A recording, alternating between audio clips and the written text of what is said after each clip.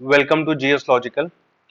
जैसा कि आप लोगों को पता है, हम लोगों की विजन आईएएस की पीटी 365 की सीरीज चल रही है, जिसमें हम लोग इंडियन पॉलिटी को फिलहाल कवर कर रहे हैं, जो कि ऑलमोस्ट अपने लास्ट फेज में आ चुकी है।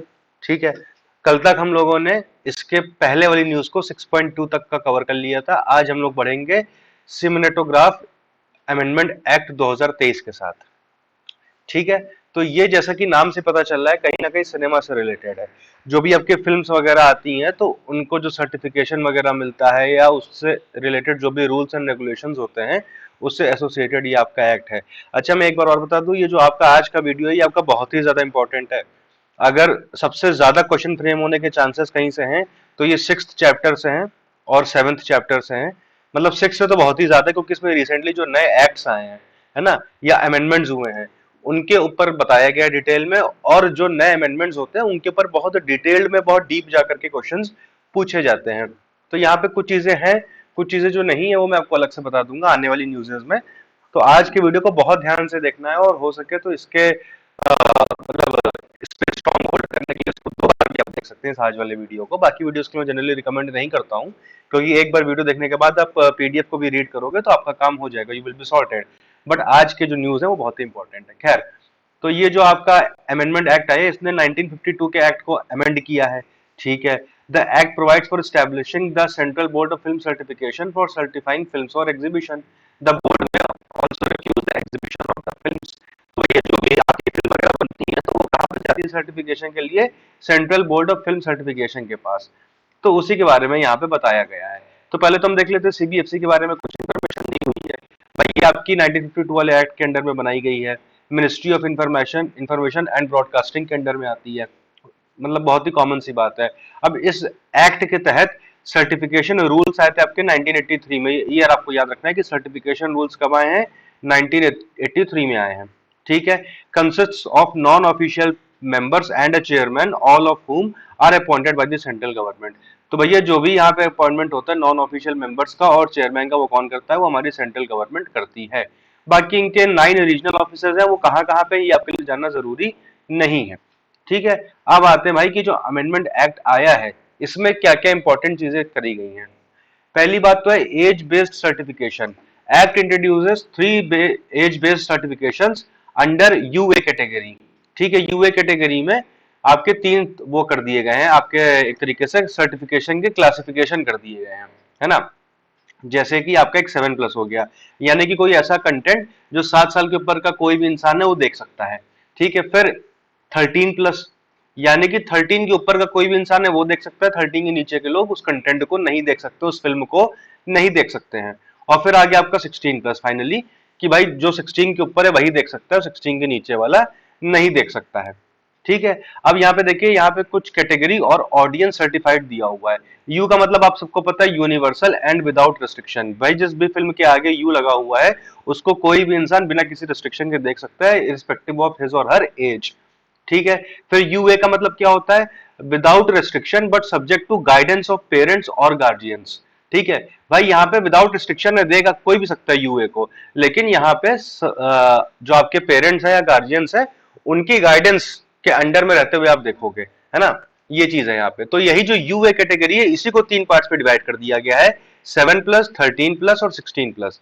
कि भैया, यूए तो है, बट ये आप अपने पेरेंट्स और गार्डियंस के गाइडेंशिप में ही देख सकते हो।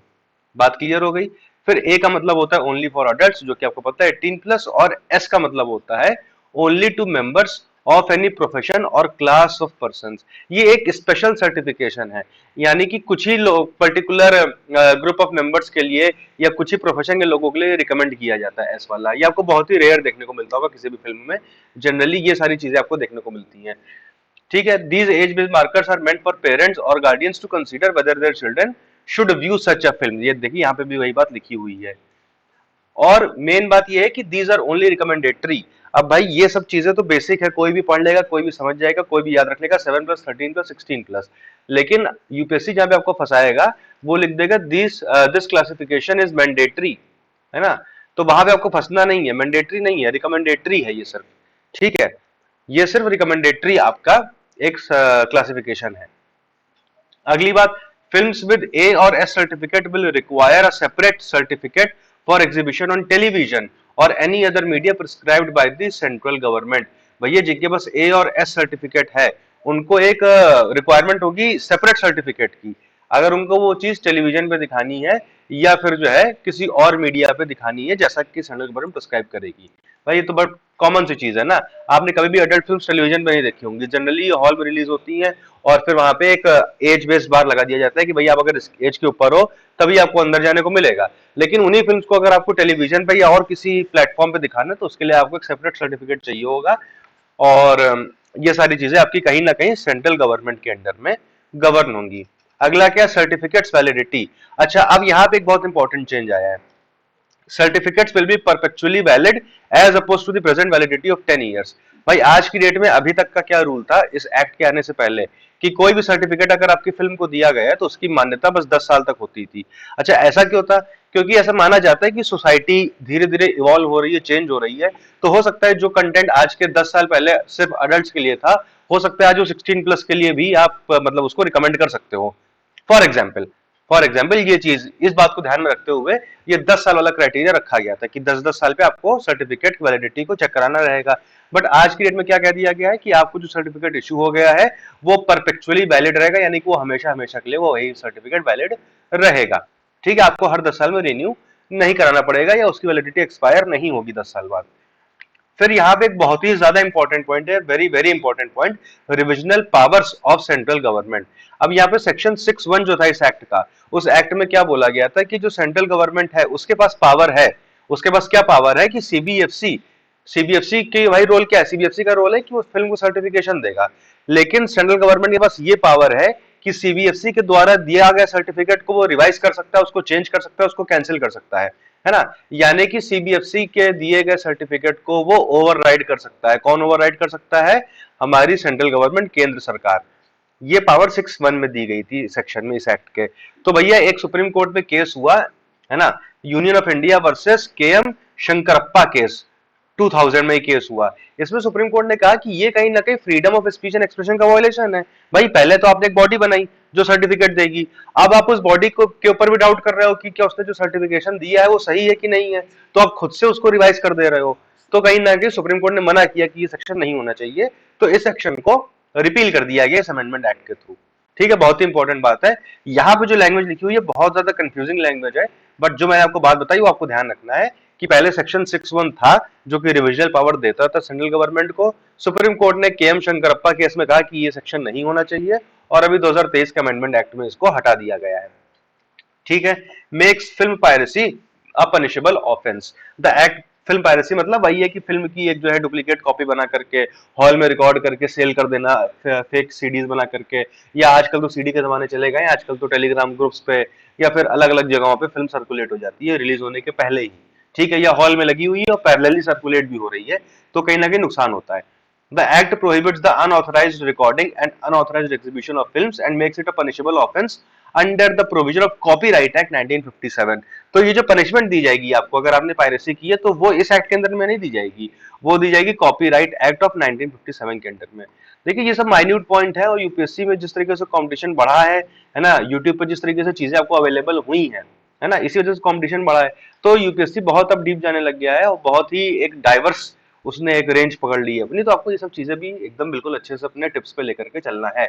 ठीक है, पेनाल्टी क्या है, categorizes piracy as a criminal offense imposing penalties of up to 3 years in prison, a fine amounting to 5% of the film's production cost or both। भाई अगर आपने पायरेसी की है तो जो इस एक्ट में प्रोविजन दिया गया है पनिशमेंट का वो क्या दिया गया है कि 3 साल तक की जेल हो सकती है आपको, प्लस जो फिल्म का टोटल प्रोडक्शन कॉस्ट है उसका 5% तक आपसे वसूला जा सकता है। मतलब अप टू 5%, हो सकता है 1%, 2% या मैक्सिमम 5%, और या फिर ऐसा हो सकता है कि दोनों ही काम हो जाए, 3 साल की सजा भी और आपसे 5% तक का फाइन भी वसूल लिया जाए। अब आपको पता है प्रोडक्शन कॉस्ट बहुत हाई होती है, किसी किसी फिल्म की 100 करोड़ प्रोडक्शन कॉस्ट होती है, तो उसका 5% आप निकाल लीजिए किस हिसाब से बैठेगा, है ना। तो ये सारी चीजें यहाँ पे इस एक्ट में दी हुई है, बहुत आपको अच्छे से ध्यान से पढ़ना है, सारी बातें आपको बहुत अच्छे से ध्यान रखनी है। ठीक है, चलिए ओटीटी रेगुलेशन इन इंडिया। अब भैया ओटीटी का जमाना है आजकल, नेटफ्लिक्स, प्राइम वीडियो वगैरह वगैरह, है ना, तो ये सब का भी रेगुलेशन होना जरूरी है, क्योंकि आजकल जितना कंटेंट आपका सिनेमा हॉल्स में आता है उससे ज्यादा आपका ओटीटी प्लेटफॉर्म पे आ जाता है ना। हर दिन हजारों पिक्चर, हजारों वेब सीरीज, हजारों प्लेटफॉर्म्स पर रिलीज हो रही हैं। भाई कुछ प्लेटफॉर्म्स पॉपुलर हो गए हैं, बट उसके अलावा बहुत सारे ओटीटी प्लेटफॉर्म्स चल रहे हैं। ठीक है, बहुत सारे ओटीटी प्लेटफॉर्म चल रहे हैं। तो यहाँ पे अब ये न्यूज में क्यों है OTT regulation? Recently, Digital Publisher Content Grievance Council has recommended punitive action on an OTT and platform invoking the IT rules 2021। तो भैया ओटीटी का पहली बात तो मतलब होता है ओवर द टॉप। ठीक है, ओवर द टॉप यानी कि केबल को सरपास करके आपको इंटरनेट के थ्रू ही आपको चीजें सर्व कर दी जा रही हैं, तो ये आपका ओटीटी कहलाता है। तो इंडिया में एक बॉडी है जिसका नाम है digital publisher content grievance council. उसने क्या रिकमेंड किया है? उसने रिकमेंड किया है एक ओटीटी प्लेटफॉर्म, अब जिसका की नाम यहाँ पे मेंशन नहीं है फॉर द ऑब्वियस रीजंस। तो उस ओटीटी प्लेटफॉर्म के ऊपर प्यूनेटिव एक्शन लिया जाए, और किस एक्ट या किन रूल्स के अंडर में? तो आईटी रूल्स 2021 के जो है उसके तहत लिया जाए। तो भाई देखो, इतना होना सफिशिएंट है आपके लिए क्वेश्चन फ्रेम होने का, पीछे रीजन बनना। ठीक है, इतना रीजन पर्याप्त क्वेश्चन बन सकता है इसके ऊपर। तो पहले हम देखेंगे कि ओटीटी क्या होता है, और उसके बाद हम देखेंगे कि ये digital publisher content grievance council क्या होती है।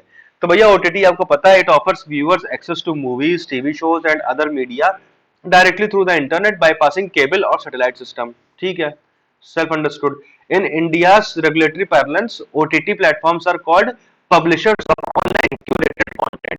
जहां तक हम इंडिया के एक तरीके से रेगुलेटरी पैरलेंस की बात करें, या इनका जो एक फ्रेमवर्क है रेगुलेशन का, उसमें हम ओटीटी को ओटीटी के नाम से नहीं बुलाते हैं, इसमें हम ओटीटी को बुलाते हैं publisher of online curated content के नाम से।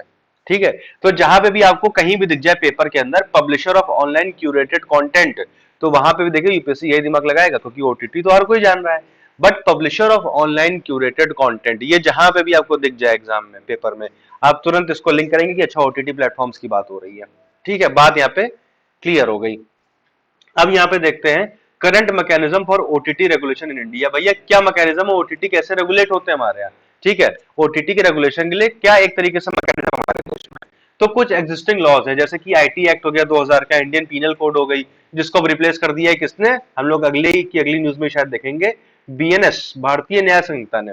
ठीक है, भारतीय न्याय संहिता ने इसको रिप्लेस कर दिया आईपीसी को, जो कि 1 जुलाई 2024 से आपकी एनफोर्स भी हो जाएगी, लागू भी हो जाएगी। डेट आप याद रख लीजिएगा। ठीक है, ये एनफोर्स भी हो जाएगी। तो इंडियन पीनल कोड हो गया, आईटी एक्ट हो गया, एक indecent representation of women prohibition act 1986 का। ये सब देखिए छोटे छोटे एक्ट्स हैं, अगर आप इन सारे एक्ट्स को एक बार पढ़ लोगे, है ना, जैसे आईपीसी के लिए तो मैं नहीं कह रहा हूँ क्योंकि बहुत बड़ा एक्ट है, आईटी एक्ट भी बहुत बड़ा है, पर जैसे ये है indecent representation of women act, इसको आप पढ़ लीजिए, बहुत छोटा सा एक्ट है, बट इससे आपको बहुत सारा कंटेंट मिल जाएगा। क्योंकि यूपीएससी प्रीलिम्स को अगर हम एक पल के लिए छोड़ दें, और अगर हम मेंस की बात करें, तो मेंस में आपके वुमेन रिलेटेड इश्यूज के ऊपर बहुत सारे क्वेश्चंस आपको देखने को मिलेंगे, है ना। कई बार एथिक्स में भी आ जाती हैं चीजें इससे रिलेटेड, कई ऐसे में तो आपको दिखेगा ही दिखेगा एक टॉपिक ऐसा कहीं ना कहीं, या कोई ना कोई ऐसा टॉपिक जिसपे आप विमेन के इश्यूज को इंटरलिंक कर सकते हो। जीएस पेपर 1 में आपको दिखेगा ही दिखेगा, है ना। तो कई बार जो विमेन से रिलेटेड एक्ट्स हैं या चीजें, उनको आप एक बार पढ़ लोगे तो आपको बहुत सारा कंटेंट मिल जाएगा कोट करने के लिए, जहां से आप एक्स्ट्रा नंबर एक्वायर कर सकते हो। तो ये सारे जो एग्जिस्टिंग एक्ट्स हैं, इन सबको एप्लीकेबल कर दिया गया ओटीटी प्लेटफॉर्म के ऊपर। अब जैसे आप किसी अपने ओटीटी मतलब आप किसी अपने ओटीटी प्लेटफॉर्म पे कोई मूवी रिलीज कर रहे हो जिसमें विमेन का इनडिसेंट रिप्रेजेंटेशन कर रहे हो, उन्हें उन्हें एक सेक्सुअल ऑब्जेक्ट की तरह दिखा रहे हो, है ना, और उससे अगर सेंटिमेंट्स हर्ट हो रहे हैं, तो इस एक्ट के तहत आपके ऊपर कार्रवाई हो सकती है ना। हालांकि ये देखिए ऑन पेपर चीज है, प्रैक्टिकली आपको पता है सच्चाई क्या है ना, किस तरीके से कंटेंट परोसा जाता है और किस लेवल का परोसा जाता है, किसी से छुपा नहीं है बिल्कुल भी है। बट अगर हम सब पे अगर लगाने लग गए इस तरीके से, तो मुझे लगता है कि जितने भी ओटीटी प्लेटफॉर्म्स हैं, एक टाइम के बाद सारे ही बंद हो जाएंगे इंडिया में। तो प्रैक्टिकली उतना ज्यादा ये अप्लाई नहीं किया जाता है, बट हाँ ऑन पेपर थ्योरेटिकली ये सारे एक्ट अप्लाई होते हैं। ठीक है, या आपने कोई डिफेमेशन कर दिया, जैसे अभी एक कुछ टाइम पहले वो आई थी, एक तांडव करके वेब सीरीज आई थी, है ना, तांडव करके वेब सीरीज आई थी, शायद प्राइम पे थी या किसी और प्लेटफॉर्म पे थी, मुझे याद नहीं है ढंग से। तो इसमें शिव जी को दिखाया गया था कि वो एक कोई अब्यूजिव वर्ड यूज कर रहे हैं इंग्लिश का, तो उससे कहीं ना कहीं रिलीजियस सेंटीमेंट हर्ट करने के तहत उसके ऊपर केस हो गया आईपीसी के अंडर में, है ना।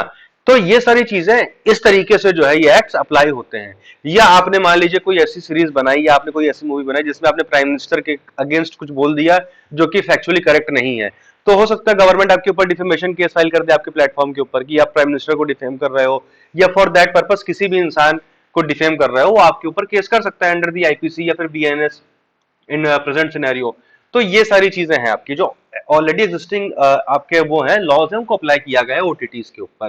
फिर technology intermediary guidelines and digital media ethics code rules 2021 under section 87(2) of the IT act 2000 ये भी अप्लाई होते हैं ओटीटीज के ऊपर। ठीक है, 2021 में ये रूल्स लाए गए हैं, intermediary guidelines and digital media ethics code. अब देखिए इंटरमीडिएरी गाइडलाइंस मतलब इंटरमीडिएरी में आपके यही सब आते हैं, आपके ये जो आपके ये इंस्टाग्राम फेसबुक वगैरह हो गया, या कई बार ओटीटीज भी इसमें इंक्लूड कर लिए जाते हैं।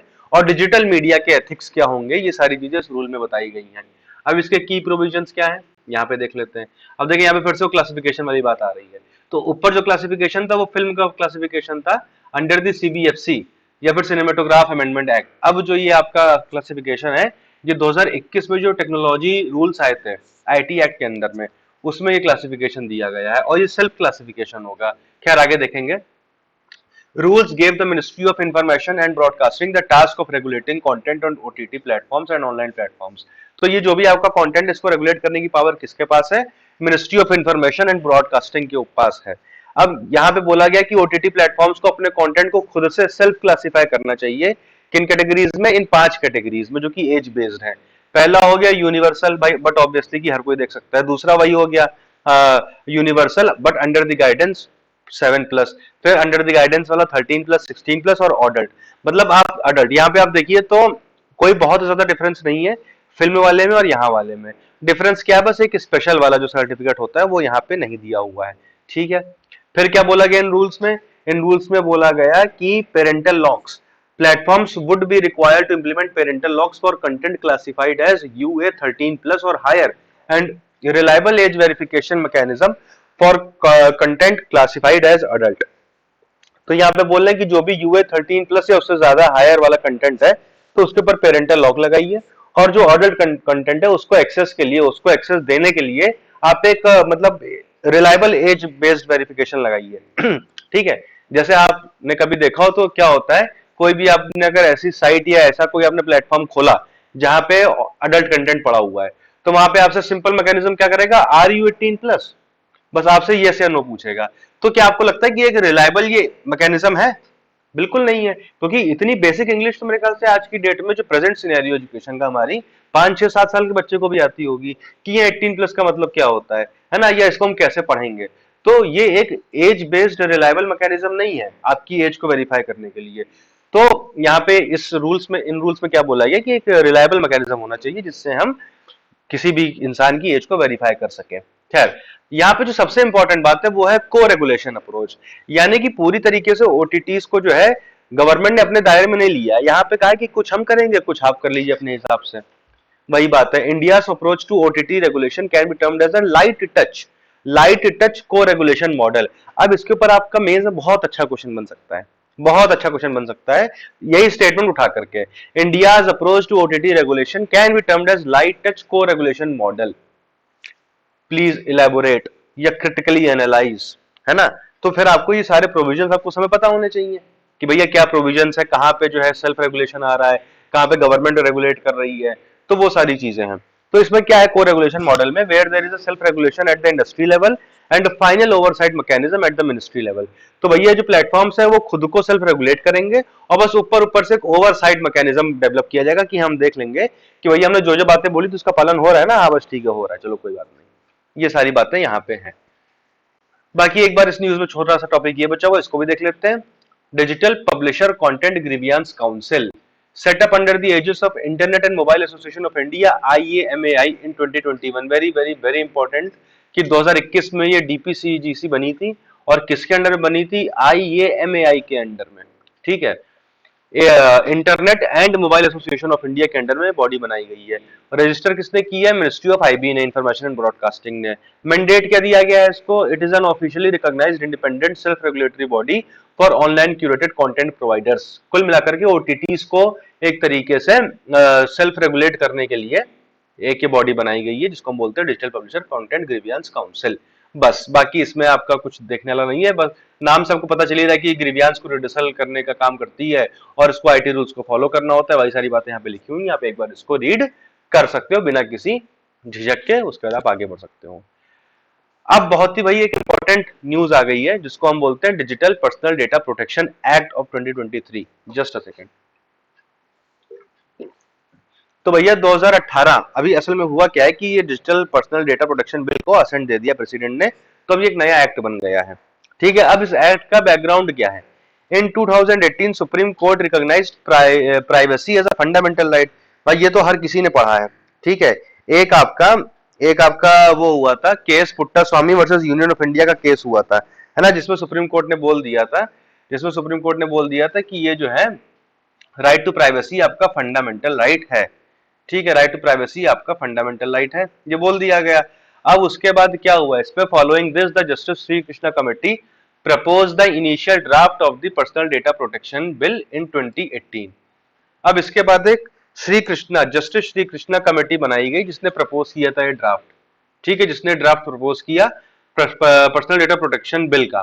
ठीक है, और फिर उस बिल को पार्लियामेंट में पेश किया गया और आज की डेट में वही एक आपका एक्ट बन करके आपके सामने आ चुका है।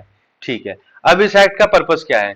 It aims to regulate the processing of digital personal data while ensuring individuals right to protect their data। ठीक है, it aims to regulate the processing of digital personal data while ensuring individuals right to protect their data। अब यहाँ पे इसका जो basic M है वो क्या है कि जो भी पर्सनल डेटा है किसी भी इंसान का, भाई देखिए आज की डेट में क्या बोला जाता है कि data is the new oil. ठीक है, data is the new oil, यानी कि इतना कीमती, जितना एक टाइम पे गल्फ वॉर की जहां पे हम बात करते हैं, तो जितना कीमती एक टाइम पे आपका ऑयल था, है ना, तेल था, जिसकी वजह से इतनी सारी बड़ी बड़ी इकोनॉमीज मिडिल ईस्ट में क्रिएट हो गई, इतने ज्यादा आपके डिस्प्यूट्स हुए इंटरनेशनल लेवल पे, वही काम आज के डेट में डेटा कर रहा है और आने वाले टाइम पे और करेगा। जैसे जैसे हमारी जो ये आर्टिफिशियल इंटेलिजेंस है ना, मशीन लर्निंग टाइप चीजें आगे बढ़ती जाएंगी, डेटा एक बहुत ही क्रूशियल रोल प्ले करने वाला है। और अब डेटा के अंदर जो सबसे इंपॉर्टेंट चीज होती है वो होती है पर्सनल डेटा। भाई आपने कहीं पे भी अपना पर्सनल डेटा शेयर किया, आपने मान लीजिए पर्सनल डेटा क्या हो गया, अब जैसे मान लीजिए आपने अमेजोन खोला, आपने अमेजोन पे सर्च किया कि मुझे चाहिए एक, मान लीजिए फेस वॉश चाहिए। ठीक है, फेस वॉश चाहिए, या फिर आपने कोई परफ्यूम सर्च कर लिया। अब देखिए ये आपका पर्सनल डेटा ना कि आप क्या सर्च कर रहे हो, बट ये डेटा शेयर हो जाएगा आगे। फिर आप, अगर आपने नोटिस किया हो तो जो चीजें आप अपने फोन पे सर्च करते हो उसी से रिलेटेड आपको ऐड दिखने लगते हैं, है ना। इसमें कोई डिस्प्यूट नहीं है, हर एक इंसान इससे एग्री करेगा। और कई बार तो ये मेरा पर्सनल ओपिनियन भी है, पर्सनली मैंने इस चीज को ऑब्जर्व किया है कि अगर आपका फोन के जो अभी आपके बेसिक लोकेशन वगैरह ऑन है, माइक्रोफोन परमिशंस आपने सारे ऐप्स को दे रखी है ऑलमोस्ट, तो उसके बाद क्या होता है कि आप जो बातचीत कर रहे हो बिना फोन के भी, है ना, मान लीजिए फोन आपका बंद रखा हुआ है, स्क्रीन लॉक है उसकी, वो रखा हुआ है, और आप अपने किसी फ्रेंड से, अपने किसी फैमिली से कुछ डिस्कस कर रहे हो कि यार ये करना चाहिए, वो करना चाहिए, तो उससे रिलेटेड ऐड भी आपको कई बार देखने को मिल जाएंगे, है ना। अब मैं ये नहीं कर रहा हूँ कि सारे ऐप में ऐसा होता है, बट कुछ एक ऐसे ऐप्स हैं जो आपके माइक्रोफोन की एक्सेस करते हैं, है ना, आपके फोन के माइक्रोफोन को एक्सेस करते हैं, वो डेटा फिर आगे पहुंचा देते हैं, उससे रिलेटेड आपको ऐड देखने को मिल जाते हैं।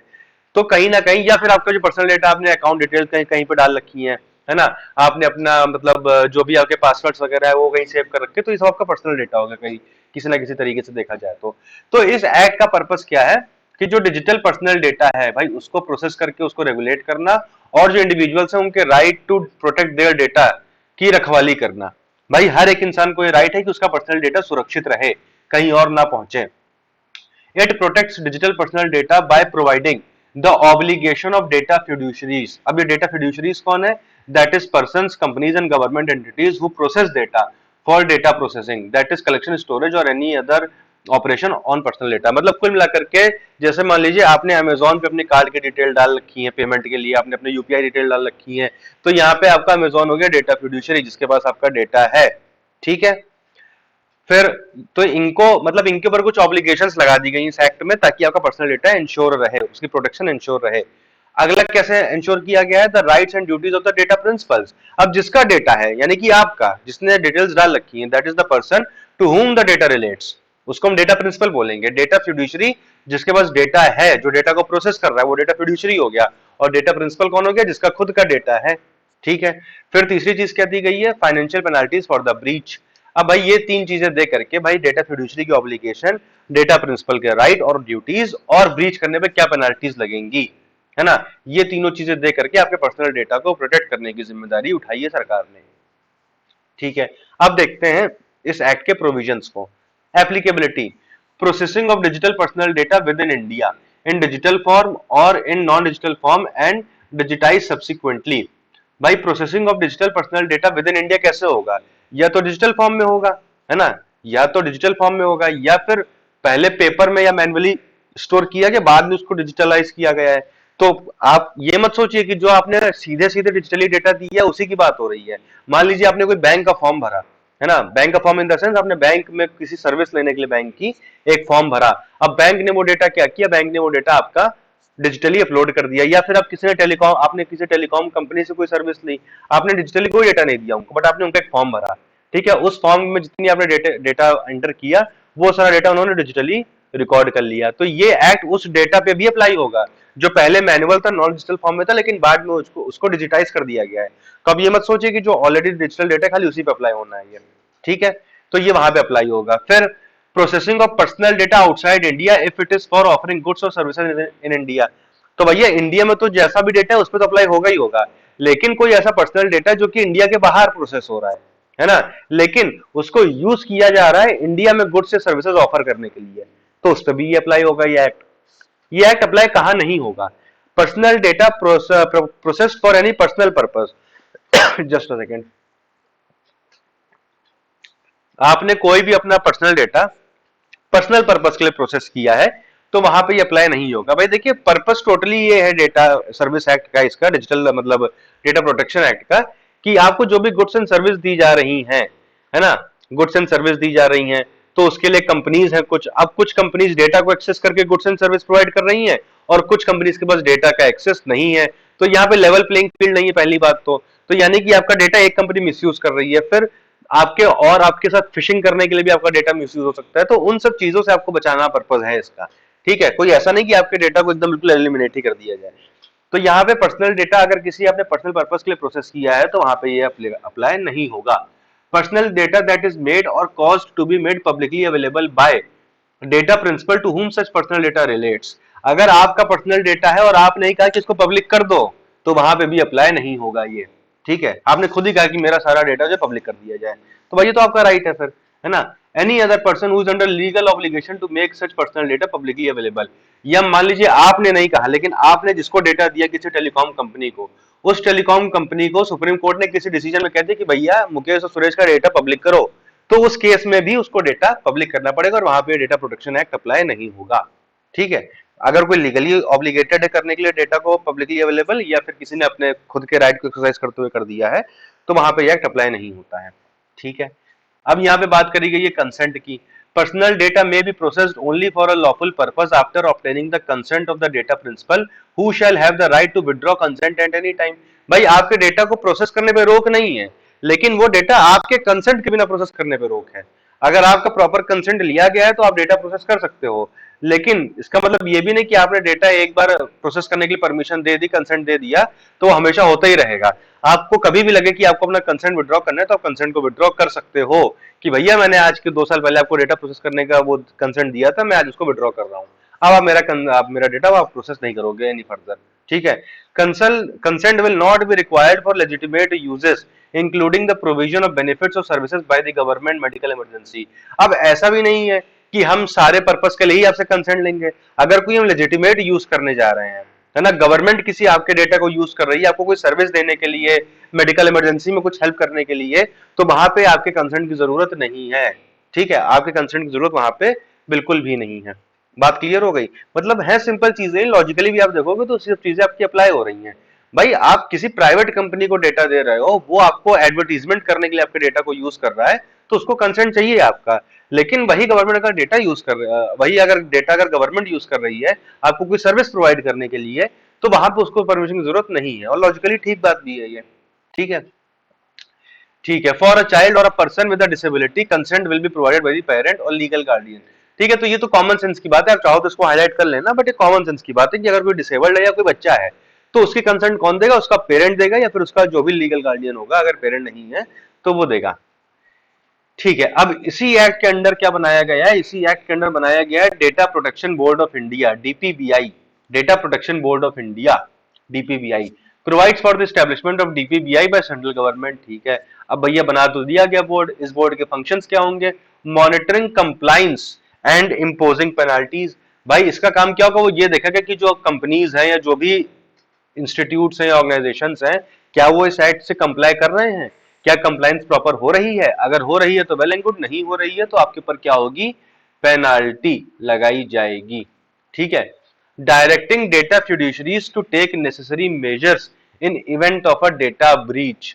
ठीक है, डेटा फिड्यूशरीज को कहा जाएगा एक्शन लेने के लिए या मेजर लेने के लिए अगर डेटा ब्रीच हुआ है।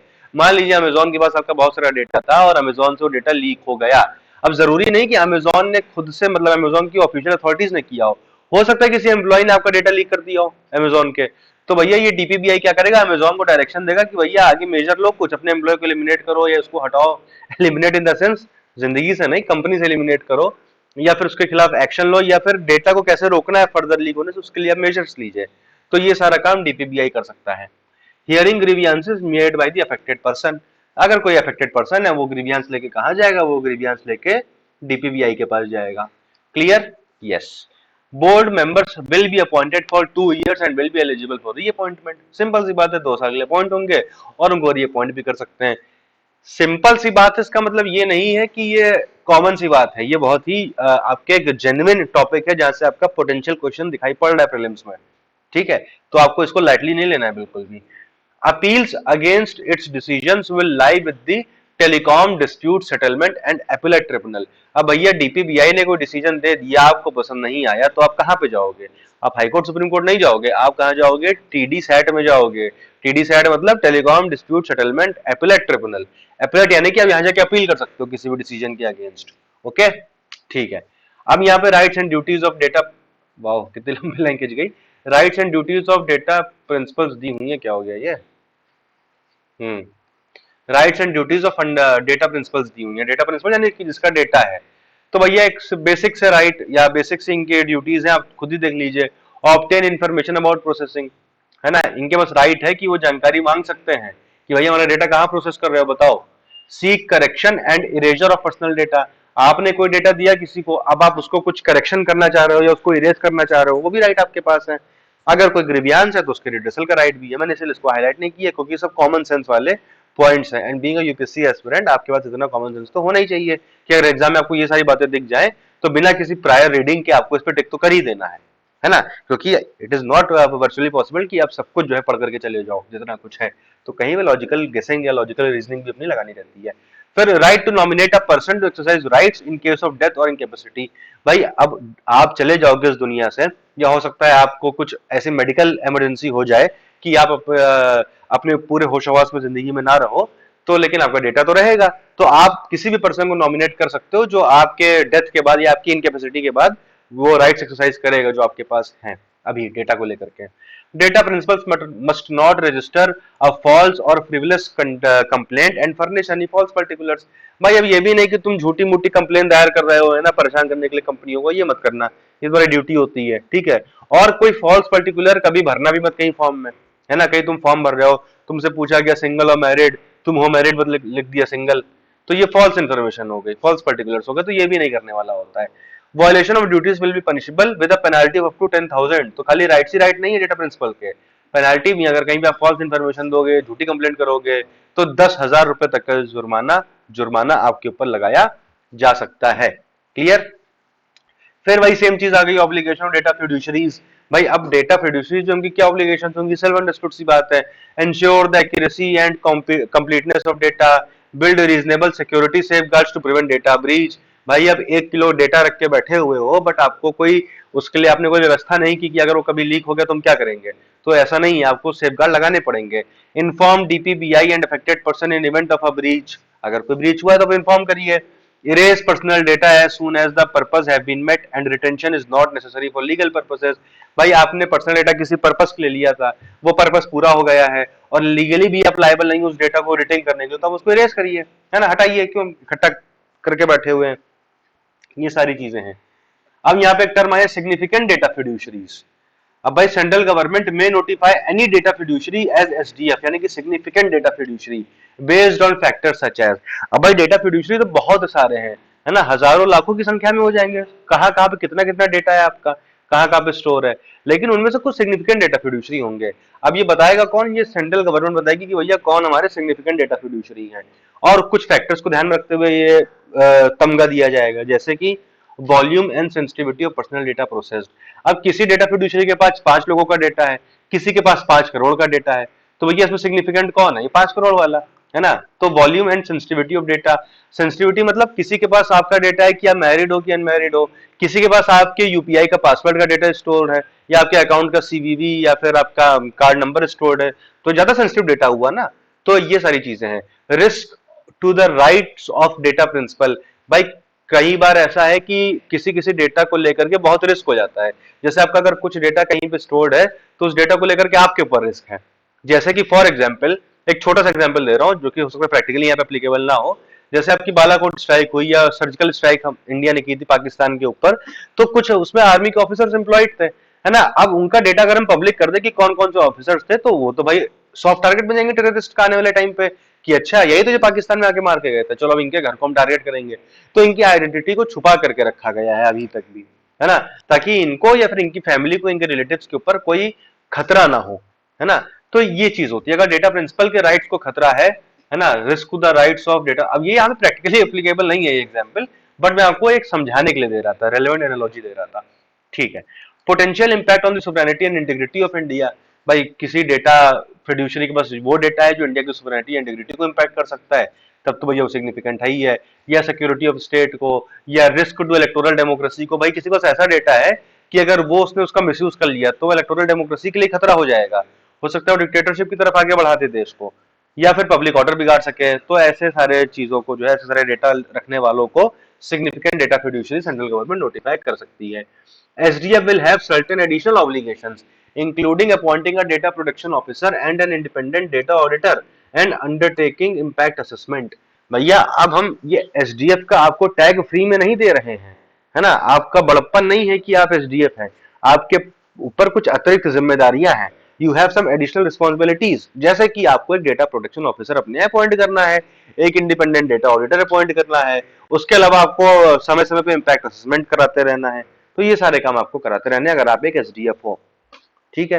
अब आते हैं एग्जाम्शन के ऊपर। देखिए बोर नहीं होना बिल्कुल भी, ये न्यूज बहुत इंपॉर्टेंट है, पोटेंशियल क्वेश्चन यहाँ से प्री मेंस दोनों में फ्रेम होगा, ठीक है, हो सकता है, तो आपको बहुत ध्यान से देखना है। एग्जाम्शंस, एग्जाम्शंस क्या है भाई, किसके ऊपर अप्लाई नहीं होगा। Rights of the data principals and obligations of data fiduciaries except data security will not apply in specified cases including for notified agency.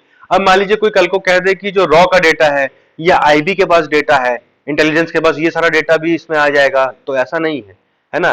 अगर इंटरेस्ट ऑफ सिक्योरिटी सोवरेनिटी या पब्लिक ऑर्डर में कोई एजेंसी है जिसके पास data है, तो उसको नोटिफाई कर दिया जाएगा कि भैया आपके ऊपर ये एक्ट अप्लाई नहीं होता है। फॉर रिसर्च, आर्काइविंग और स्टैटिस्टिकल पर्पसेस, भाई आप डेटा ले रहे हो स्टोर करने के लिए, आर्काइव करने के लिए, या कुछ रिसर्च करने के लिए, या किसी स्टैटिस्टिकल पर्पस के लिए, तो वहां पे भी एक्ट अप्लाई नहीं होगा। फॉर स्टार्टअप्स और other notified categories of data fiduciaries, अब कोई नया नया एकदम स्टार्टअप है, उसके डेटा एक्वायर कर रहा है लोगों का, तो उसके ऊपर भी सरकार चाहे तो उसको नोटिफाई कर देगी कि भैया ठीक है आपके ऊपर अप्लाई नहीं होगा, है ना। To enforce legal rights and claims, legal rights and claims को एनफोर्स करने के लिए, prevention and investigation of offences के लिए। अब भाई जैसे आपको फिंगरप्रिंट का डेटा आपने उठाया, किसी इन्वेस्टिगेटिव एजेंसी ने उसको स्टोर कर लिया अपने पास, तो वहां पे सब चीजें अप्लाई नहीं होंगी, ठीक है, क्योंकि ये आपके इन्वेस्टिगेशन पर्पस के लिए है, ठीक है। टू परफॉर्म जुडिशियल और रेगुलेटरी फंक्शन, मतलब कॉमन सेंस की बात है सारी, इसमें कुछ भी ऐसा नहीं है जो आपको समझाना पड़े, है ना।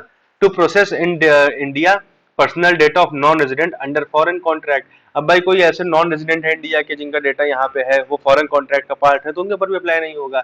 तो कुछ भी इसमें खास बात नहीं है, दिमाग खोल करके एक्टिवली अगर आप रीडिंग करोगे तो सेल्फ अंडरस्टूड चीजें हैं ये सारी। The central government may exempt certain activities in the interest of security and public order, ठीक है। और भी कुछ सर्टन एक्टिविटीज हैं जिसको सेंट्रल गवर्नमेंट क्या कर सकती है, एग्जेम्प्ट कर सकती है ना, in the interest of security and public order. बात क्लियर है, बिल्कुल क्लियर है। Processing of personal data of children, भैया अगर आप किसी छोटे बच्चे का, है ना, आपका पर्सनल डेटा आप प्रोसेस कर रहे हो, तो data fiduciary must not undertake processing that is likely to cause detrimental effect on the wellbeing of the child and tracking, behaviour monitoring और टारगेटेड एडवर्टाइजिंग। तो भैया आप बच्चे का डेटा अगर आप ले रहे हो, तो फिर आप उसको प्रोसेस नहीं कर सकते हो, किस पर्पस के लिए, किसी ऐसे पर्पस के लिए जो उसके लिए डेट्रीमेंटल हो, या उसके बिहेवियर को मॉनिटर करे, ट्रैक करे, या फिर उसके लिए टारगेटेड एडवर्टाइजिंग करे, है ना। कि जैसे किसी बच्चे ने सर्च किया किसी चीज के बारे में, फिर उसको बॉर्नविटा का ऐड आने लग गया, या किसी अनहेल्दी चीज का ऐड आने लग गया, टारगेटेड एडवर्टाइजिंग, है ना। तो ये सब काम नहीं करना है बच्चों के साथ। फिर cross border transfer, bill allows the transfer of personal data outside India except to countries restricted by the government। भैया डेटा बाहर ट्रांसफर हो सकता है सिवाय उन देशों के जहां पे भारत ने की सरकार ने रोक लगा रखी है, जैसे कि Pakistan, for the obvious reasons. Penalties. Act specifies penalties for various offences such as up to 200 crore for non-fulfillment of obligation for children and 250 crore for failure to take security measures to prevent data breaches। अब देखिए कितने बड़े पैमाने पे fine लगाया जा रहा है, 200-250 करोड़ तक का फाइन लगाया जा रहा है ना। तो ये सारी चीजें आपको ध्यान रखनी है। बहुत ही ज्यादा इंपॉर्टेंट न्यूज है, एक एक लाइन इसमें जो हाईलाइटेड है उसको आपको बहुत ध्यान से पढ़ना है, बहुत ध्यान से पढ़ना है, याद करना है, टिप्स पे लेकर के जाना है। क्वेश्चन इस पे फ्रेम होने के बहुत ज्यादा चांसेस हैं। अब इसी से एक मिलती जुलती न्यूज है जो कि है डिजिटल सर्विसेज एक्ट, है ना। ये किसका, ये यूरोपियन यूनियन का है। European Union has confirm the names of 19 platforms that will be subject to its online content rules under the digital services act. तो अब इसमें कोई बहुत खास बात नहीं है, देखिए ये इसी से मिलता जुलता है। यहाँ पे जो है इन्होंने कुछ नोटिफाई कर दिया है, किसने, आपका यूरोपियन यूनियन ने। ऐसे 19 प्लेटफॉर्म्स को इन्होंने एक वो किया है जो कि इनके डीएसए के अंडर में आएंगे, डिजिटल सर्विसेज एक्ट के रूल्स के अंडर में आएंगे। अब थोड़ा सा देख लेते हैं डीएसए होता क्या है। DSA is a first of a kind regulatory tool box globally and sets a benchmark for a regulatory approach to online intermediaries. वही मतलब काम है जो कि यहाँ पे जो डेटा प्रोटेक्शन एक्ट इंडिया में कर रहा है, वही डीएसए वहां पे कर रहा है, बस थोड़ा अलग तरीके से कर रहा है। जो भी आपके ऑनलाइन इंटरमीडियरीज हैं उनको रेगुलेट करने का काम ये डीएसए करता है। ठीक है, DSA affects gatekeeper platforms like Google, Amazon and Meta and covers the need for user consent before processing personal data and targeted advertising। तो वही बात है, डीएसए गूगल, अमेजॉन, मेटा वगैरह को एक तरीके से कवर करता है और इनके पास जो भी डेटा है वो बिना कंसेंट के आप प्रोसेस नहीं कर सकते हो, टारगेट एडवर्टाइजिंग नहीं कर सकते हो बिना कंसेंट के। ये सारी चीजें यहाँ पे आती हैं। एक यहाँ पे छोटा सा डिफरेंस दिया हुआ है, दूसरा तो मतलब रिलेवेंट है, ये आप देख लीजिए। स्कोप क्या है, जो इंडिया के आईटी रूल्स हैं, इंडिया के जो आईटी रूल्स हैं 2021 वाले, जो हम लोगों ने ऊपर देखे थे, जो ओटीटीज के ऊपर अप्लाई होते हैं, वो अप्लाई होते हैं सोशल मीडिया इंटरमीडियरीज के ऊपर, जैसे कि आपके हो गए ये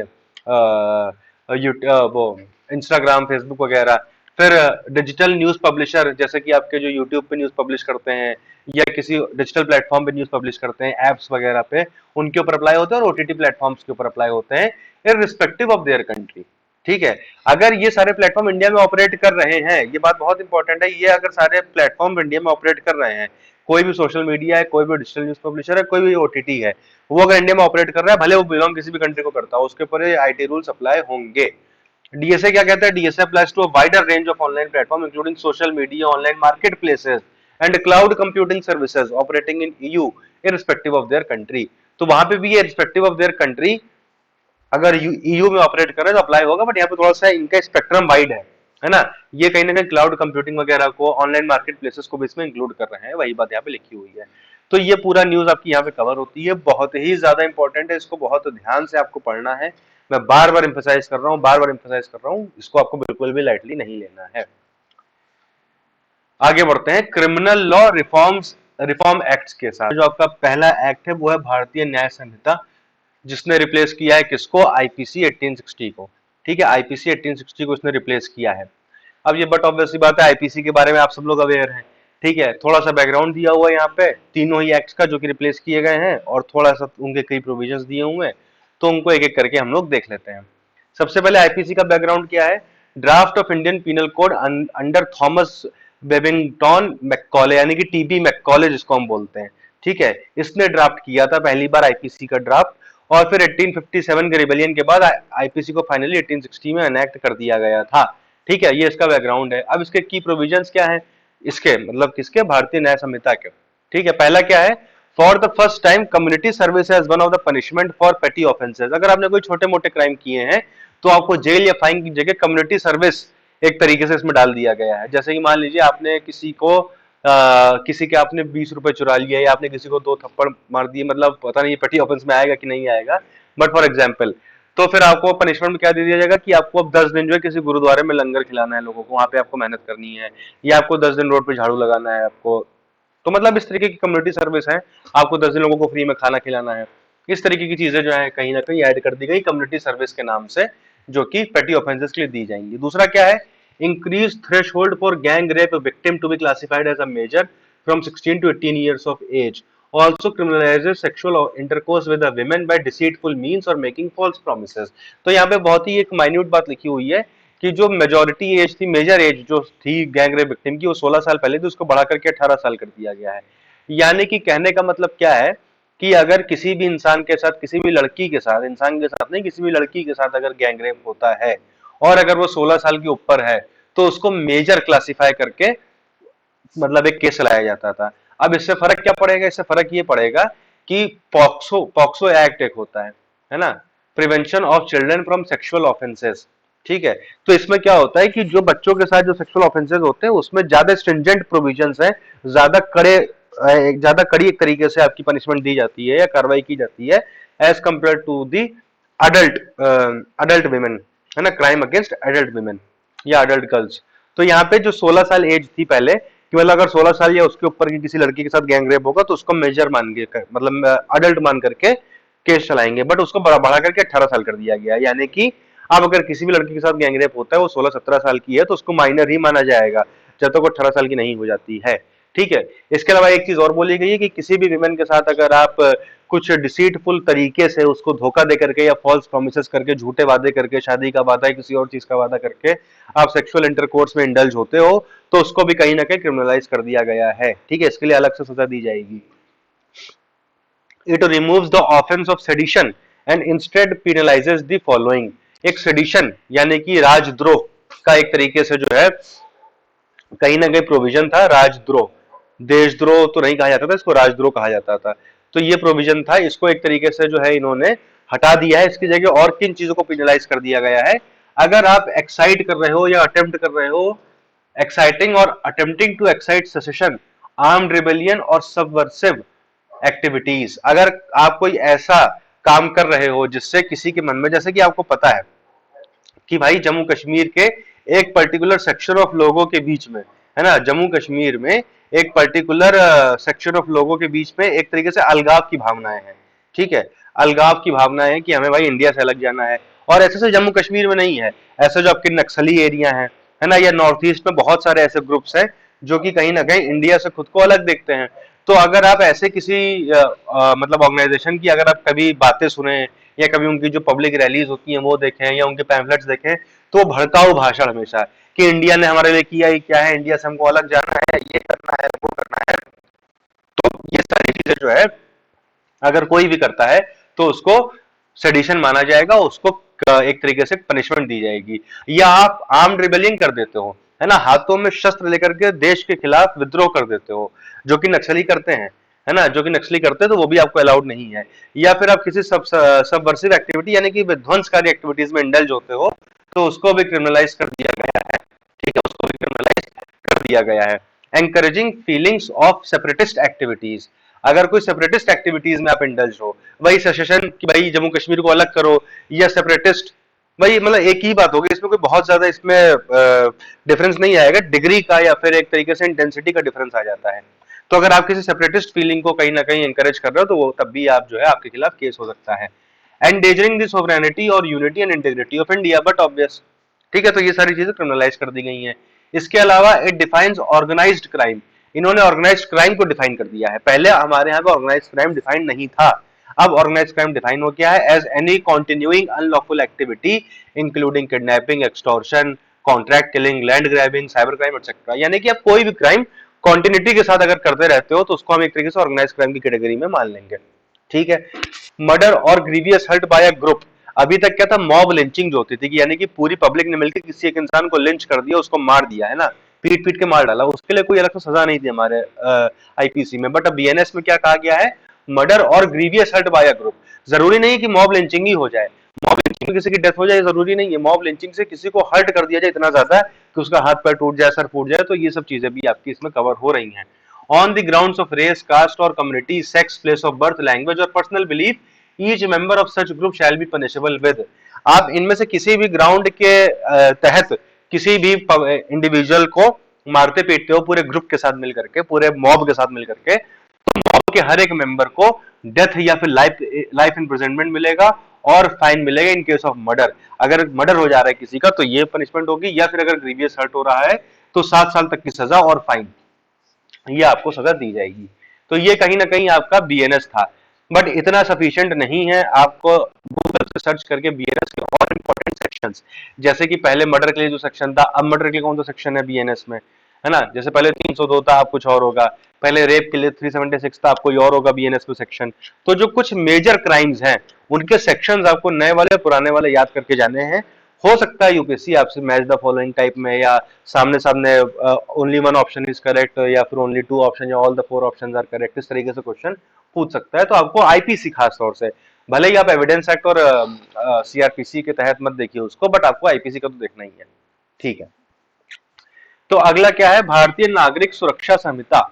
अब ये इसने किसको रिप्लेस किया है, इसने रिप्लेस किया है क्रिमिनल प्रोसीजर एक्ट यानी कि सीआरपीसी को। सीआरपीसी को किसने रिप्लेस किया है, बीएनएसएस ने। बीएनएसएस ने रिप्लेस किया है आपका सीआरपीसी को। अब सीआरपीसी का बैकग्राउंड क्या है, अच्छा सीआरपीसी में होता क्या है, procedure for arrest, prosecution and bail under various act. भाई किसी को भी अरेस्ट कैसे करना है, कैसे उसके ऊपर प्रोसिक्यूशन होगा उसका, कैसे उसको बेल वेल मिलेगी, तो ये सारी चीजें इसमें कवर होती हैं, ठीक है। बैकग्राउंड क्या है, CrPC was first enacted in 1861, substituted by fresh courts respectively in 1872 and 1882। भाई पहली बार सीआरपीसी 1861 में आई थी, बाद में उसको रिप्लेस किया गया 72 में, फिर 82 में, उसके बाद फिर से उसमें अमेंडमेंट किए गए 1898 में, 1923 में, 1953 में, सॉरी 55 में। फिर 1973 में क्या हुआ, लॉ कमीशन जो कि इंडिया का है, उसने अपनी 41st रिपोर्ट में रिकमेंड किया कि भैया इस सीआरपीसी को बहुत कॉम्प्रिहेंसिवली चेंज करने की जरूरत है। तो कहीं ना कहीं जैसे अभी हो रहा है वैसे उस टाइम पे हुआ, एकदम नए सिरे से ये एक पूरी सीआरपीसी आ गई जिसको हमने सीआरपीसी 1973 बोल दिया। हालांकि सबसे पहले सीआरपीसी आईपीसी के जस्ट बाद आई थी, आईपीसी 1860 में आई थी जो कि अभी तक चली, बट सीआरपीसी 1861 में आई थी जो मल्टीपल बार चेंज हुई, और आखिरी बार 1973 में चेंज हुई थी, और अब 2023 में, ठीक है। बात क्लियर है, यहां तक क्लियर है। अब यहाँ पे कुछ यहाँ पे प्रोविजंस दिए हुए हैं जो कि बहुत ज्यादा इंपॉर्टेंट नहीं है, बट फिर भी हम इसको देख लेंगे। Detention of under trials, first time offender who have completed 1/3 of the maximum period of imprisonment shall be released on bond. भाई अंडर ट्रायल्स का मतलब मैंने आप लोगों को अर्लियर क्लासेस में बताया है कि भाई कोई ऐसा इंसान जेल में बंद है जिसके खिलाफ क्राइम अभी तक प्रूव नहीं हुआ है, बट कोर्ट में केस चल रहा है ना, उसको हम बोलते हैं अंडर ट्रायल। वो ट्रायल के अंडर में है ना, वो ट्रायल के अंडर में है, तो वो केस उनके ऊपर चल रहा है। तो अगर कोई ऐसा अंडर ट्रायल है जो कि जेल में रह रहा है और इतने टाइम से रह रहा है कि उसने जो उसको मैक्सिमम पनिशमेंट हो सकती है उस ऑफेंस में जो उसने शायद किया है, मान लीजिए किसी के ऊपर मर्डर है ना, किसी के ऊपर मर्डर का केस चल रहा है तो मर्डर के लिए अंडर ट्रायल है, तो मर्डर में मान लीजिए फॉर एग्जाम्पल मैक्सिमम पनिशमेंट 30 साल है, होती कम है बट मैं यहाँ पे एग्जाम्पल आसान करने के लिए ले रहा हूँ, 30 साल मान लीजिए यहाँ पे पनिशमेंट होती है मर्डर की। तो अगर वो 10 साल से यानी कि 1/3 ऑफ टोटल हाईएस्ट पनिशमेंट, 1/3 यानी कि 10 साल से ज्यादा अगर वो जेल में रह चुका है तो उसको बॉन्ड पे रिलीज कर दिया जाएगा। ये प्रोविजन डाला गया सीआरपीसी में, ठीक है। If N accused has spent half of the maximum punishment maximum period of imprisonment specified for an offense he shall be released by the court on bail। भाई अगर 1/3 से ज्यादा उसने वहां पे काट लिया है समय तो उसको बॉन्ड पे रिलीज करेंगे, 1/2 से ज्यादा मतलब हाफ से ज्यादा अगर उसने पीरियड काट लिया है तो उसको बेल पे रिलीज कर देंगे। दिस एक्ट, अब देखिए मैं यहाँ पे आपको एग्जांपल दे तो रहा था मर्डर का, बट ये मर्डर वाला एग्जांपल यहाँ पे अप्लाई नहीं होगा। क्यों नहीं होगा, क्योंकि this does not apply to offences punishable by death, life imprisonment in person against whom proceedings are pending in more than one offence. भाई मर्डर आपका अगर आपने किसी का किया है तो आपको डेथ और लाइफ इम्प्रिजनमेंट से कुछ भी हो सकता है। तो अगर आपके ऊपर कोई ऐसा केस चल रहा है जिसमें डेथ और लाइफ इम्प्रिजनमेंट की सजा आपको हो सकती है तो उस केस के ऊपर ये बॉन्ड और बेल वाला प्रोविजन अप्लाई नहीं होगा। मान लीजिए फॉर एग्जांपल किडनैपिंग की है आपने किसी की, तो उसमें आपको लाइफ इम्प्रिजनमेंट नहीं होती है, ना ही आपको डेथ पेनल्टी होती है, तो उस केस में अप्लाई हो जाएगा। लेकिन अगर सिर्फ आपके ऊपर एक ही केस चल रहा है तो ये अप्लाई होगा, अगर मल्टीपल ऑफेंसेस के तहत आपके ऊपर केस चल रहे हैं तो ये अप्लाई नहीं होगा। अगर आपके पास सिर्फ एक ऑफेंस के लिए एक केस पेंडिंग है तभी ये चीज आपके लिए अवेलेबल है, ये बात आपको ध्यान रखनी है। बहुत ही माइन्यूट प्रोविजन है, ठीक है। Medical examination, any police officer can request medical examination of the accused in certain cases including rape cases. Simple सी बात है, इसमें कुछ समझाने ऐसा नहीं है। मतलब कोई भी अगर अक्यूज्ड होता है तो उसका मेडिकल एग्जामिनेशन होता है ना, चाहे कोई भी अक्यूज्ड हो। और रेप वेप में तो बहुत ही ज्यादा इंपॉर्टेंट हो जाता है, वो सीमन चेक करने के लिए, डीएनए मैच करने के लिए, है ना। तो या मर्डर के केस में भी कि भाई कोई मतलब अक्यूज्ड का कोई बाल या कोई स्किन हल्की सी मतलब जो विक्टिम है उसकी बॉडी पे मिल जाए तो फिर इन सब चीजों के लिए मेडिकल टेस्ट वगैरह होते हैं। खैर, forensic investigation mandatory for offences punishable with at least 7 years of imprisonment. भैया अब जो नई वाली सीआरपीसी या फिर बीएनएसएस आई है उसने क्या कह दिया है कि कोई भी ऐसा ऑफेंस हुआ है जिसमें 7 साल या उससे ज्यादा की पनिशमेंट है, तो उस केस में आपका फॉरेंसिक इन्वेस्टिगेशन होना मैंडेटरी है विदाउट एनी डाउट। ठीक है। It empowers a magistrate to order any person to provide specimen signatures, handwriting, finger impression and voice samples. भाई मजिस्ट्रेट है वो किसी भी पर्सन को आदेश दे सकता है कि भैया अपना साइन करके दिखाओ, मैं साइन द्वारा मैच करना है, अपनी हैंडराइटिंग लिख करके दिखाओ, हैंडराइटिंग मैच करनी है, फिंगरप्रिंट या फिर वॉइस सैंपल। ये मजिस्ट्रेट किसी को भी फोर्स कर सकता है, फोर्स इन द सेंस आदेश दे सकता है कि आपको ये अपना सैंपल देना पड़ेगा। ठीक है। तो ये सारी बातें सीआरपीसी में नई वाली या फिर बीएनएसएस में लिखी हुई हैं। अब इसके बाद आता है आपका क्या, इसके बाद आता है आपका भारतीय साक्ष्य अधिनियम। It replaces the Indian evidence act 1872। भाई एविडेंस एक्ट आपका 1872 में आया था। 1872 में आपका एक और मेजर एक्ट आया था, इंडियन कॉन्ट्रैक्ट एक्ट। ठीक है। कॉन्ट्रैक्ट एक्ट भी आपका 1872 में आया था। उसी के साथ साथ आपका एविडेंस एक्ट भी आया था। अब इसका बैकग्राउंड कोई बहुत खास इंपॉर्टेंट नहीं है, और इसके की प्रोविजंस क्या है, बहुत ही इंपॉर्टेंट एक की प्रोविजन डाला गया है, एडमिसिबिलिटी ऑफ इलेक्ट्रॉनिक और digital record as evidence will have the same legal effect as the paper records. तो अभी तक क्या होता था कि अगर कोई डिजिटल एविडेंस होता था, है ना, कोई वीडियो प्रूफ है या कोई मतलब आपका डिजिटल प्रूफ है, तो वो एक तरीके से उतने अच्छे तरीके से एडमिसिबल नहीं होता था कोर्ट में, या एडमिसिबल यानी कि कोर्ट उसको एज एविडेंस नहीं मानता था, क्योंकि भरोसा नहीं होता था कि डिजिटली तो चीजों को बहुत ज्यादा टेम्पर यानी कि मॉडिफाई किया जा सकता है। ठीक है। तो जो पेपर रिकॉर्ड के जो एविडेंस होते थे कि कोई चीज अगर पेपर पे लिखी हुई है तो उसको ज्यादा अच्छा एविडेंस माना जाता था एज कम्पेयर टू इलेक्ट्रॉनिक या डिजिटल रिकॉर्ड। बट आज की डेट में क्या कह दिया गया है कि डिजिटल रिकॉर्ड या फिर इलेक्ट्रॉनिक एविडेंस की भी सेम वैल्यू होगी जो कि पेपर एविडेंस की होती है। ठीक है। Allowed oral evidence, oral evidence allow कर दिया गया है। It includes statements made before courts by witnesses in relation to a fact under inquiry. It allows oral evidence to be given electronically. तो भैया कोर्ट के सामने जरूरी नहीं है कि आपको कोई अगर किसी मुद्दे पे आपको बयान देना है ना, या आपको कोई एविडेंस देना है तो आपको रिटर्न फॉर्म में या उस फॉर्म में देना होगा। आप ओरली भी बता सकते हो कि भैया ये एविडेंस है जो हम आपको दे रहे हैं, और ये ओरली आप इलेक्ट्रॉनिकली भी बता सकते हो, यानी कि ओवर वीडियो कॉल। जैसे कोरोना आया था तो भाई आधे आधे केसेस तो ऑनलाइन ही चले थे, है ना, ओवर द वीडियो कॉन्फ्रेंसिंग। तो जो गवाही वगैरह हो रही थी वो भी वीडियो कॉन्फ्रेंसिंग पे हो रही थी। तो कहीं ना कहीं उसको भी एडमिट कर लिया गया कि आप ओरल एविडेंस इलेक्ट्रॉनिकली भी दे सकते हो। ठीक है। A joint trial refers to the trial of more than one person for the same offence. तो ज्वाइंट ट्रायल भी अलाउ कर दिया गया है। और ज्वाइंट ट्रायल का मतलब क्या होता है कि एक से ज्यादा पर्सन जो कि सेम ऑफेंस के लिए है तो उनको एक साथ ही ट्राई कर लिया जाए। ट्राई इन द सेंस उनके ऊपर ट्रायल यानी कि मुकदमा चला लिया जाए।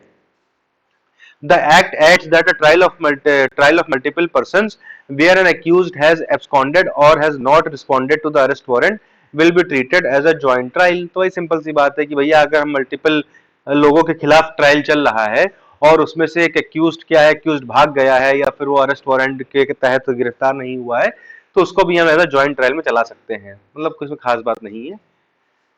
अब यहाँ पे आता है special and local loss. Cognizable crimes, cognizable और नॉन कॉग्निजेबल दो तरीके के क्राइम्स होते हैं। ठीक है। ये बात आपको पता होनी चाहिए, कॉग्निजेबल और नॉन कॉग्निजेबल दो तरीके के क्राइम होते हैं। कॉग्निजेबल क्राइम क्या होते हैं कि जहां पे पुलिस स्टेशन का इंचार्ज जो है, जो दरोगा जी हैं, वो बिना मजिस्ट्रेट के परमिशन के, बिना मजिस्ट्रेट के वारंट के आपको अरेस्ट कर सकते हैं, आपके खिलाफ इन्वेस्टिगेशन कर सकते हैं। वो कॉग्निजेबल ऑफेंसेस होते हैं। मतलब ऐसे ऑफेंसेस कि अगर वो आपने किए हैं तो आपके खिलाफ पुलिस बिना मजिस्ट्रेट की परमिशन के आपको अरेस्ट भी कर सकती है और आपके खिलाफ इन्वेस्टिगेशन भी कर सकती है। जैसा आपने पिक्चरों में देखा है ना, तो वो जाते हैं पुलिस वाले घर पे नॉक करते हैं कि चलिए आपके ऊपर मर्डर का इल्जाम है ना, तो कहते हैं वारंट दिखाइए पुलिस दरोगा जी, तो दरोगा जी वारंट निकाल के दिखा देते हैं। तो मर्डर के इल्जाम में जरूरी नहीं है वारंट दिखाना, क्योंकि मर्डर एक कॉग्निजेबल ऑफेंस है। कॉग्निजेबल ऑफेंस वो होते हैं जिसमें 7 साल से ज्यादा की सजा होती है ज्यादातर। मतलब एक जनरल डेफिनेशन ये है कि अगर कोई ऐसा क्राइम किया है जिसमें 7 ईयर से ऊपर की पनिशमेंट है तो वो कॉग्निजेबल क्राइम होता है। 7 साल या 3 साल होता है मेरे ख्याल से, I don't remember clearly, but इन्हीं में से कोई एक है कि कोई ऐसा क्राइम जिसमें 3 या 7 साल से ज्यादा की सजा अगर हो रही है शायद से, तो उसको कॉग्निजेबल क्राइम मानते हैं। अगर आपने ऐसा क्राइम किया है तो आपको बिना वारंट के अरेस्ट किया जा सकता है। और अगर इन सालों से नीचे में जिनमें सजा होती है, मान लीजिए कोई ऐसा क्राइम कि इसमें आपको 1 ही साल की सजा हो रही है, 6 महीने की सजा हो रही है, तो वो नॉन कॉग्निजेबल ऑफेंस है। तो अगर ऐसे किसी केस में आपको अरेस्ट करना है तो पुलिस को वारंट लाना पड़ेगा इन्वेस्टिगेशन के लिए या फिर अरेस्ट करने के लिए। ठीक है। आप देखते हैं क्या लिखा हुआ है। Cognizable crimes are broadly categorized as those following either under the Indian penal code और under the special and local laws. ठीक है। Cognizable offense is defined as the offense as the one which an officer in charge of police station may investigate without the order of magistrate and arrest without the warrant. तो वही बात जो मैंने बताई आपको already. अब ये special और लोकल लॉ क्या होते हैं? स्पेशल लॉ जो किसी पर्पस के लिए होते हैं, जैसे आपका यूएपी है ना, अनलॉफुल एक्टिविटीज प्रिवेंशन एक्ट, वो इस एक्ट का सिर्फ एक पर्पज है, अनलॉफुल एक्टिविटीज को प्रिवेंट करना, टेररिस्ट वगैरह को, है ना, स्पेसिफिक इश्यूज को कवर कर रहा है ये।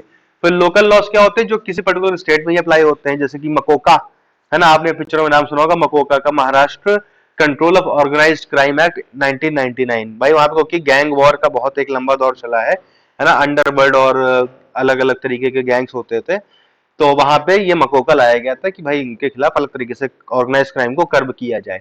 तो ये आपके लोकल लॉज होते हैं, बात यहाँ पे लिखी हुई है, बाकी इसमें कुछ भी और इंपॉर्टेंट बात नहीं है। जो भी इंपॉर्टेंट था मैंने आपको यहाँ पे बता दिया है। आई होप चीजें यहाँ तक की क्लियर हो गई हैं। ठीक है, अब यहाँ पे एक छोटा सा एक्ट और देख लेते हैं, इसके बाद की न्यूज फिर हम लोग अगले वीडियो में कवर करेंगे। और मुझे लग रहा है कि अभी 2 वीडियो और लग जाएंगे, कोशिश करेंगे कि 8 की वीडियो में पूरा कंप्लीट कर दे, क्योंकि ज्यादा बचा नहीं है, 7 चैप्टर बहुत छोटा है, लेकिन फिर भी क्योंकि एक ये वाली जो न्यूज है ना, टेलीकम्युनिकेशन वाली, ये न्यूज बहुत बड़ी से बहुत, देखिए मैंने अलग से इसमें पॉइंट्स लिखे हुए हैं, बहुत इंपॉर्टेंट इसमें पॉइंट्स हैं, तो इसको कवर करने में काफी टाइम लगेगा, जैसे कि आपको डेटा प्रोटेक्शन वाले को करने में लगा था। तो इसी वजह से अब देखते हैं कि 1 वीडियो में हो पाता है, 2 वीडियो में हो पाता है, देखेंगे जैसा भी होगा। फिलहाल हम देख लेते हैं registration of birth and death amendment act. ठीक है भाई, कोई पैदा होता है तो उसका रजिस्ट्रेशन कराया जाता है, कोई मरता है तो उसका भी रजिस्ट्रेशन कराया जाता है ना, तो ये सारी चीजों से रिलेटेड आपका ये एक्ट है, इसमें कुछ अमेंडमेंट किया गया है। Recently, the Act to amend the Registration of Birth and Death Act 1969 was passed। तो ये एक्ट आपका कब आया था? 1969 में आया था। इसको अमेंड कब किया गया? 2023 में अमेंड किया गया है। की फीचर्स क्या हैं? ठीक है, जो 69 में एक्ट आया था उस एक्ट की बात कर रहे हैं हम यहाँ पे, क्या की फीचर्स है, बैकग्राउंड की बात हो रही है।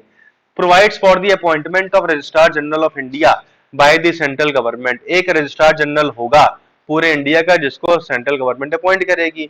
इसके अलावा चीफ रजिस्ट्रार होगा, है ना, डिस्ट्रिक्ट रजिस्ट्रार होगा और रजिस्ट्रार होगा to be appointed in every state by the state government for the implementation of the act in state, district and local area respectively. तो देखिए, पूरे इंडिया में एक होगा रजिस्ट्रार जनरल ऑफ इंडिया, फिर हर स्टेट में होगा सबसे ऊपर चीफ रजिस्ट्रार पूरे स्टेट लेवल पे, फिर डिस्ट्रिक्ट लेवल पे कौन हो गया? डिस्ट्रिक्ट रजिस्ट्रार, और फिर लोकल लेवल पे कौन होगा आपका? लोकल एरिया लेवल पे वो होगा आपका नॉर्मल रजिस्ट्रार। तो यहाँ पे ये 4 अथॉरिटीज बनाई गई हैं इस एक्ट के अंडर में, रजिस्ट्रार जनरल ऑफ इंडिया पूरे इंडिया के लिए, चीफ रजिस्ट्रार पूरे प्रदेश के लिए, स्टेट के लिए, डिस्ट्रिक्ट रजिस्ट्रार पूरे डिस्ट्रिक्ट या फिर जिले के लिए, और रजिस्ट्रार आपके लोकल एरिया के लिए। ठीक है, जो आरजीआई है उसको सेंट्रल गवर्नमेंट अपॉइंट कर रही है, क्योंकि पूरे देश का एक है, बाकी जो तीनों है उनको स्टेट गवर्नमेंट अपॉइंट कर रहा है। ठीक है, अब इनका काम क्या होगा? इनका काम ये होगा कि जो भी भाई पैदा हो रहा है, मर रहा है, उनका डेटा रखें, सिंपल सी बात है। ठीक है, इन रिस्पेक्ट ऑफ बर्थ और death occurring in a house, it is the duty of the head of the house and in a hospital the medical officer in charge is responsible for reporting. अगर hospital में कोई बच्चा पैदा हुआ है या किसी की डेथ हुई है, तो उस हॉस्पिटल का जो मेडिकल ऑफिसर है उसकी जिम्मेदारी है कि अपने एरिया के रजिस्ट्रार जो कि लोकल एरिया का है उसके पास जाकर के उस डेथ या उस बर्थ को रिपोर्ट करा दे। और अगर किसी के घर में ये काम हुआ है, घर में कोई पैदा हो गया है या कोई मर गया है, तो हेड ऑफ द हाउस की रिस्पॉन्सिबिलिटी है कि रजिस्ट्रार के पास जाकर के उस चीज को मेंशन करवा दे। अब birth certificate can be obtain without the name of the child. अब भाई बच्चा पैदा होते तो आप किसी का नाम रख नहीं देते हो, कई बार बर्थ सर्टिफिकेट बनवा लेते हो पैदा होते ही, तो वहां पे जरूरी नहीं है कि नाम हो तभी बर्थ सर्टिफिकेट बन पाएगा, बिना नाम के भी बर्थ सर्टिफिकेट बनाने का प्रोविजन है हमारे देश में। The registration of birth and death falls under the concurrent list. ये आपके लिए बहुत इंपॉर्टेंट पॉइंट है कि भैया जो रजिस्ट्रेशन होता है बर्थ और डेथ का वो कॉन्करेंट लिस्ट में होता है। तभी आप देखिए कि एक आदमी को सेंट्रल गवर्नमेंट अपॉइंट कर रही है, बाकी 3 आदमियों को स्टेट गवर्नमेंट अपॉइंट कर रहा है। ठीक है, the act has not been amended since its inception. तो यानी कि ये 2023 का जो अमेंडमेंट है ये पहला अमेंडमेंट है, अभी तक इसको एक बार भी अमेंड नहीं किया गया जब से ये आया है। बात क्लियर है यहाँ तक की? बैकग्राउंड हो गया। अब आते हैं अमेंड क्या किया गया है। Database of birth and death, it acts that the registrar general of India will maintain a national database of registered birth and death. Chief registrar and registrar will be obligated to share data of registered birth and deaths to the national database. The chief registrar shall maintain a similar database at the state level. अब यहाँ पे amendment में क्या बोला गया है कि national level पे जो आरजीआई है उसको एक नेशनल डेटाबेस रखना पड़ेगा बर्थ और डेथ का। ठीक है, अब उसको डेटा कहाँ से मिलेगा? अब वो जाके हॉस्पिटल घर घर पूछेगा तो है नहीं, ना ही घर घर के लोग उसको जाके बताएंगे, तो वो डेटा लेगा किससे? चीफ रजिस्ट्रार से जो कि स्टेट लेवल पे है और रजिस्ट्रार से जो कि लोकल लेवल पे है ना, उनसे डेटा लेगा ये। अब इसके साथ ही साथ एक और बात क्या बोल दी गई कि जो स्टेट का चीफ रजिस्ट्रार है, तो उसको स्टेट लेवल पे भी एक सिमिलर डेटाबेस बना करके रखना है। तो आगे चल के मतलब क्रॉस चेक अगर कभी करना होगा तो एक नेशनल डेटाबेस है, उसमें सारे स्टेट्स का है, फिर अलग अलग स्टेट का अपना अपना एक डेटाबेस है, तो कभी इसमें कोई डेटा अगर ओमिट हो गया इसमें है तो उससे वो क्रॉस चेक होकर इसमें एंटर हो जाएगा, है ना। एंड वाइस वर्सा सिमिलरली हो सकता है यहाँ पे। तो ये बात यहाँ पे बोली गई है। E certificates provides digital registration and electronic delivery of certificates of birth and death. तो भैया आप डिजिटली भी रजिस्टर कर सकते हो, जरूरी नहीं कि आपको जाना ही पड़े, आप डिजिटली भी रजिस्टर कर सकते हो और सर्टिफिकेट भी आपको डिजिटली ही मिल जाएगा, चाहे बर्थ का हो चाहे डेथ का हो। ठीक है। Linking with Aadhaar to collect Aadhaar numbers of parents and informants in case of birth registration. अगर कोई पैदा हुआ है ना, और उसके बारे में कोई जानकारी आपको आके दे रहा है, कोई पेरेंट्स आकर के दे रहे हैं अपने बच्चे पैदा होने के बारे में, या कोई और इन्फॉर्मेंट आकर के दे रहा है, तो उसका आधार का डेटा जो है कलेक्ट किया जाएगा वहां पे। ठीक है। फिर यहाँ पे कनेक्टिंग डेटाबेस, तो ये डेटाबेस को आपका पॉपुलेशन रजिस्टर से, इलेक्टोरल रोल से, राशन कार्ड से, सबसे कहीं ना कहीं कनेक्ट करके देखा जाएगा कि भाई मान लीजिए आपका किसी की डेथ हो गई और उसका नाम कैंसिल हो गया आपका इस वाले डेटाबेस से, बर्थ एंड डेथ वाले से, बट उसका नाम अभी भी वोटर लिस्ट में वहां पे पड़ा हुआ है ना, तो ये आइडली तो नाम पड़ा हुआ है ना फालतू में, तो उसको हटा देना चाहिए वहां से। तो ये जब कनेक्ट हो जाएंगे ना आपस में सारे डेटाज, तो वहां पे चीजें पॉसिबल हो जाएंगी। या राशन, अब राशन में तो धांधली हो सकती है, वोट देने की तो चलिए आपको इन पर्सन जाना पड़ता है, राशन में प्रैक्टिकली तो कई बार ऐसा होता है कि आप राशन कार्ड दिखा करके ला सकते हो, भले वो इंसान प्रैक्टिकली वहां पे खड़ा हो चाहे ना खड़ा हो, ठीक है, फिजिकली वहां पे हो चाहे ना हो, तो मतलब ऐसा होता है, प्रैक्टिकली मैं बता रहा हूँ। तो अगर कोई इंसान मर गया है बट उसका राशन कार्ड रखा हुआ है, तो उसके बेसिस पे एक्स्ट्रा राशन कोई भी इंसान ले सकता है ना। तो ये सारी दिक्कतें होती हैं, तो जब डेटाबेस कनेक्ट हो जाएंगे तो ये सारी चीजें होना बंद हो जाएंगी। Any person aggrieved by any action और ऑर्डर ऑफ द रजिस्ट्रार और district registrar may appeal to the district registrar और chief registrar respectively within 30 days. अब मान लीजिए आपके एरिया के लोकल रजिस्ट्रार ने कोई डिसीजन लिया है, आप उससे खुश नहीं है उसके एक्शन से या ऑर्डर से, तो आप किसके पास जाओगे, आप डिस्ट्रिक्ट रजिस्ट्रार के पास जाओगे 30 दिन के अंदर अंदर अपील करने के लिए कि भैया इन्होंने ऐसा ऐसा बोला है, हम इससे संतुष्ट नहीं है। या फिर डिस्ट्रिक्ट रजिस्ट्रार ने कोई ऐसा डिसीजन लिया है, कोई ऐसा एक्शन किया जिससे आप संतुष्ट नहीं, तो आप कहां जाओगे, चीफ रजिस्ट्रार के पास जाओगे। कितने दिन में, 30 दिन के अंदर अंदर। तो यही बात यहाँ पे लिखी हुई है, इसी के साथ आपकी ये न्यूज भी यहीं पे कंप्लीट होती है। इसके आगे की जो भी न्यूज़ेस हैं हम लोग नेक्स्ट वीडियो में कवर करेंगे। अगर आपको कोई भी डाउट हो, कोई भी आपके रिव्यू हो, कोई भी आपका फीडबैक हो, comment section is open for everyone. ठीक है, पॉजिटिव नेगेटिव हर तरीके का कमेंट वेलकम है। कोई डाउट है, कोई टॉपिक समझ में नहीं आया है, किसी टॉपिक पे अलग से स्पेशल वीडियो चाहिए, सिर्फ विजन ISPT 365 का भी नहीं, आपको अगर लगता है कि हाँ मेरा पढ़ाने का तरीका ठीक है, अगर आपको चीज समझ में आ रही है और आपको लगता है कि कोई ऐसी चीज है जो आपको पढ़नी है फॉर द यूपीएससी प्रीलिम्स जो कि अब जून में होने वाला है ना, तो उसके लिए आप मुझे कमेंट सेक्शन में मेंशन करके बता सकते हो कि हमें ये सब्जेक्ट या ये टॉपिक पढ़ना है, तो उसके ऊपर हम आगे चीजें देख सकते हैं। ठीक है, तो मिलते हैं आप लोगों से नेक्स्ट वीडियो में। Until then have a good day and keep studying. Thank you.